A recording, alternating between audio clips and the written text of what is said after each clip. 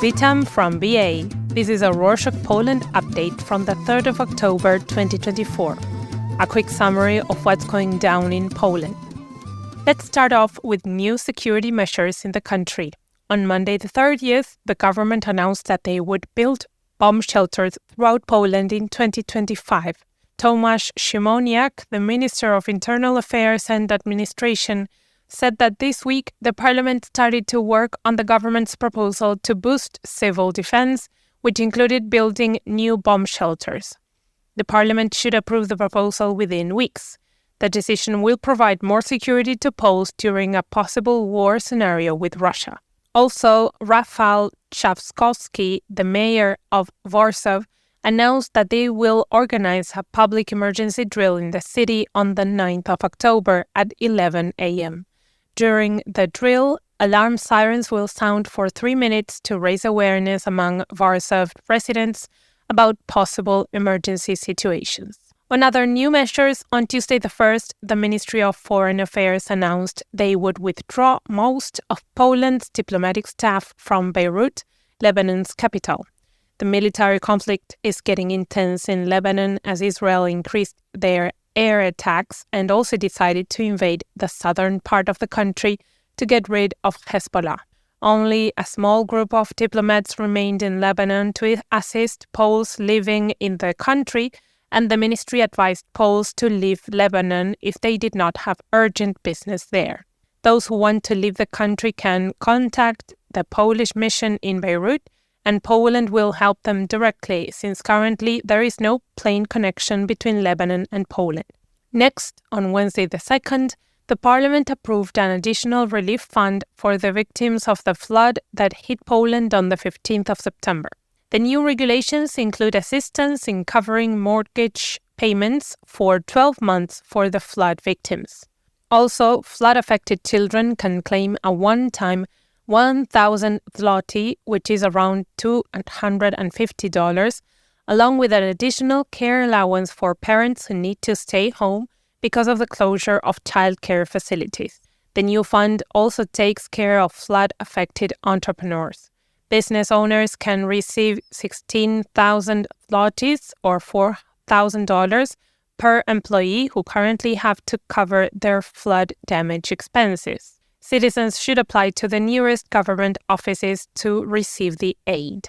On Wednesday the 2nd, the Council of Europe decided to lift the immunity of Polish lawmaker Marcin Romanowski, allowing for his potential detention in an ongoing corruption investigation. Romanowski is facing an investigation over allegations that he got personal gains from a public fund when he was Deputy Justice Minister in the government of Law and Justice between 2019 and 2023. Recall that earlier this year, the Polish parliament had lifted Romanowski's immunity and authorities had detained him. However, the Council of Europe, which focuses on promoting human rights across Europe, warned Polish authorities that Romanowski also had immunity for being a council MP. Therefore, authorities had to release him. Now, however, with the last decision of the Council, Polish authorities can detain Romanowski to proceed the investigation. In some economic news, the yearly inflation in the country hit rock bottom in March this year with 2%. However, it began rising again after that, and on Wednesday the 30th, it hit 5%. The country's statistics office stated that the rising inflation is a result of the increase in electricity, gas, other fuels, and food prices. Unfortunately, the inflation and prices will rise more in the upcoming months due to the recent flood that affected crops and the high energy prices on the global market that affect costs of transportation. In some updates on foreign affairs, on Monday the 30th, President Andrzej Duda attended former President of the Czech Republic and a Communist Party member Miloš Zeman's birthday celebration. Czech journalist Filip Harzer said that communist supporters, pro-Russian politicians and agents were also present at the birthday party. Foreign Minister Radoslav Sikorski criticized the president's attendance and said he shouldn't have sat at the same table with those people since he publicly doesn't support Russia. Moreover, Polish radio, the national public radio broadcaster, mentioned that the president did not announce his attendance to the man's birthday officially, although he traveled to the celebration by the presidential plane and the public learned about his trip a couple of days later. Despite constant support, the relations between Ukraine and Poland have not always been good.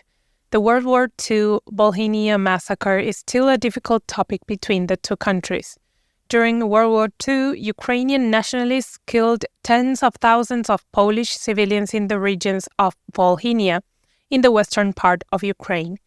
The Polish government has been demanding Ukraine reveal the real damage of the massacre and conduct diggings to exhume dead bodies and identify them so that they can have a grave that their families can visit. After years of demanding it, finally, the Ukrainian Institute of National Remembrance announced that the country will start searching for the victims in 2025 with the participation of Polish authorities. However, the institution said the effectiveness of the searches may be low due to Russia's invasion. On Thursday, the 26th, the Polish media journal Rzeczpospolita said the number of foreign students will decrease in the country since it has become more difficult for non-EU citizens to apply for visas. In July, Foreign Minister Radoslaw Sikorski established that foreign applicants should present an administrative decision from the Polish National Agency for Academic Exchange regarding the recognition of their foreign educational credentials. Consequently, there has been a considerable amount of visa rejections because the national agency doesn't recognize all foreign diplomas. Only in August, the Polish consuls rejected 5,000 of the 13,000 visa applications, and the consuls granted the remaining visas mostly to Ukrainians and Belarusians, leaving other nationals in a more problematic position. The journal said that the most affected nationals for the tightened visa procedures are from Algeria, Bangladesh, Ethiopia, and Pakistan. This week, some families and the government criticized the new packaging of alcoholic beverages in shops. Some alcohol brands started selling alcoholic beverages in colorful pouches that resemble organic fruit juice in pouches that are popular among children. Top leaders such as Prime Minister Donald Tusk and Parliament Speaker Szymon Hołownia harshly criticized the new products and said that the companies that produce these beverages are trying to increase their profits by attracting children to buy their products. Tusk promised a swift legal response to remove these products from supermarkets. On Tuesday the 1st, one of the companies announced that it decided to withdraw their new product from markets and apologize to parents. Drugs are also raising concerns, as on Tuesday the 1st, authorities from the Central Bureau of Investigation dismantled a methamphetamine lab operating in a backyard garden in Podlasy, eastern Poland, and detained 4 Mexican nationals. Authorities have determined that they are a part of an organized crime group involved in producing and distributing significant amount of drugs within Poland. The authorities confiscated nearly 120 liters of meth. On the black market, the value of those drugs exceed $2 million. And that's it for this week. Thank you for joining us. But before we sign off, the Rorschach HQ subscription monitoring department has learned that the one of you hasn't yet subscribed to this show. FYI, there's been talk of putting this person on podcast probation. Just a heads up. Do zobaczenia!